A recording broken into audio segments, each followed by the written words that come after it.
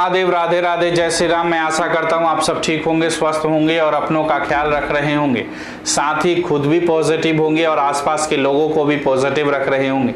आज आपके लिए मैं आचार्य राजकुमार कुछ ऐसा लेकर हाजिर हुआ हूँ कि मथुरा, जिसे श्री कृष्ण की जन्मभूमि कहा जाता है, यहाँ कण कण में भगवान श्री कृष्ण का वास है और इस भूमि पर अनगिनत मंदिर स्थापित है।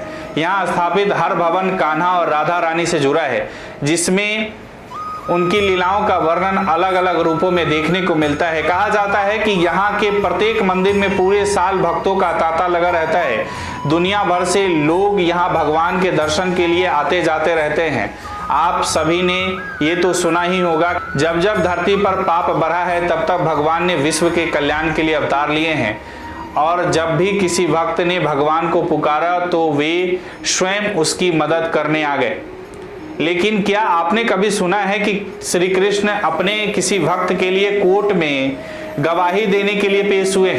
जी हाँ, आज हम आपको बांके बिहारी के एक ऐसे ही मंदिर के बारे में बताने जा रहे हैं जिसका नाम और कहानी दोनों ही बेहद दिलचस्प है। तो आइए जानते हैं इस भव्य मंदिर के बारे में। श्री कृष्ण से जुड़ा ये मंदिर पागल बाबा के नाम से प्रसिद्ध है, जो उनके एक भक्त के लिए समर्पित है। आपको बता दें कि पागल बाबा मंदिर वृंदावन में स्थित है। इसके बारे में एक कथा प्रचलित है जिसके अनुसार एक गरीब ब्राह्मण जो श्री कृष्ण का बहुत बड़ा भक्त था, वो पूरा दिन ठाकुर जी का नाम जपता रहता था। उसके पास जितना भी धन होता, या यूं कहे कि जितना भी रूखा सूखा उसे खाने को मिलता, वे उसे भगवान को मर्जी समझकर खुशी खुशी जीवन व्यतीत करता। मंदिर वृंदावन की सबसे अद्भुत मंदिरों में से एक है। 221 फुट ऊंचा 9 मंजिला वाला यह मंदिर सफेद संगमरमर से बना हुआ है। इस मंदिर का निर्माण 1969 में हुआ था और इस मंदिर का प्राण प्रतिष्ठा 1981 में हुई थी, जहां मां काली के परम उपासक संत श्री लीलानंद ठाकुर जी रहा करते थे। वे मां काली की भक्ति में इतने लीन हो गए कि उन्हें पागल बाबा कहा जाने लगा। तभी से राधा कृष्ण जी के इस मंदिर को पागल बाबा का मंदिर कहा जाता है। कहा जाता है कि यहाँ सच्चे मन से मांगी गई हर मनोकामना अवश्य पूरी होती है। लोग अपनी मनोकामना मंदिर की दीवारों पर लिख जाते हैं। मंदिर के अंदर का शायद ही कोई कोना बचा होगा जहाँ कोई मनोकामना लिखी न हो। मंदिर की हर एक दीवार और खंभों पर मनोकामनाएं लिखी हुई दिखाई दे जाएंगी। मंदिर के एक तरफ पागल बाबा की समाधि बनी हुई है, यहीं बाबा ने अपने शरीर छोड़ा था। मंदिर में प्रवेश करते ही मां भगवती का मंदिर बना हुआ है। मंदिर के ठीक सामने कुंड बना हुआ है जिसे सुदेवी कुंड कहा जाता है। बाबा की पत्नी का नाम सुदेवी थी। इस कुंड के बगल में शिव परिवार का मंदिर स्थापित है। इस मंदिर को ध्यान से देखने पर सभी धर्मों की धार्मिक इमारतों की झलक इस मंदिर में दिखाई देती। 9 मंजिला वाले इस मंदिर की हर एक मंजिल पर एक मंदिर है। मंदिर की प्रथम मंजिल, जिसमें श्री राधा कृष्ण की सुंदर मंदिर स्थापित है। पागल बाबा की कहानी की बात करें तो श्री बांके बिहारी एक गरीब ब्राह्मण बहुत बड़ा भक्त था। एक बार उसने एक सेठ से कुछ रुपए उधार लिए थे अपने ठाकुर जी का मंदिर बनाने के लिए, और हर महीने उसे थोड़ा थोड़ा कर चुकता करता रहता था। जब आखिरी किस्त रह गई तब सेठ के मन में लालच आ गया और उसने ब्राह्मण को अदालती नोटिस भिजवा दिया और कहा कि अभी तक तुमने उधार चुकता नहीं किया है, इसीलिए पूरी रकम ब्याज सहित वापस करे। इसके बाद वह ब्राह्मण बहुत परेशान हो गया था। इसके बाद यह मामला कोर्ट में पहुंच गया। जज के सामने ब्राह्मण ने बहुत ही सफाई दी, परंतु जज ने कहा कि कोई गवाह है जो यह साबित कर सके कि तुमने सेठ जी को सारा पैसा चुका दिया है। इस पर ब्राह्मण ने कहा कि इसका गवाह तो केवल बांके बिहारी है, वह सब जानते हैं। यह कहकर वह ब्राह्मण एक कागज का टुकड़ा लेकर भगवान श्री कृष्ण की मूर्ति के नीचे रख दिया और उनसे कहता कि अब अदालत में गवाही देने के लिए आपको आना ही होगा। और जब दूसरे दिन वह ब्राह्मण कोर्ट में पहुंचा तो सच में उस समय एक बूढ़ा व्यक्ति वहां आता है और वह सेठ के खिलाफ गवाही देता है। जब उस ब्राह्मण ने उस सेठ को पैसे दिए थे तब सब तिथि और दिन बता देता। उस ब्राह्मण ने उस सेठ को जब जब पैसे दिए वह उन सब के बारे में बता देता और वह कहता कि जब ब्राह्मण सेठ जी को पैसे देता था तो मैं उसके साथ होता था। जब जज ने सेठ का खाता देखा तो उस बूढ़े व्यक्ति की गवाही सच निकली और उसने नाम फर्जी डाल रखा था। इसके बाद उस जज ने ब्राह्मण को निर्दोष करार दिया। इसके बाद जब उस सेठ और जज ने उस ब्राह्मण से उस बूढ़े व्यक्ति के बारे में पूछा कि वह कौन है, तब उस ब्राह्मण ने कहा, साहब यही तो मेरे ठाकुर है जो भक्त की दुविधा को देख ना सका और भरोसे की लाज बचाने आ गया।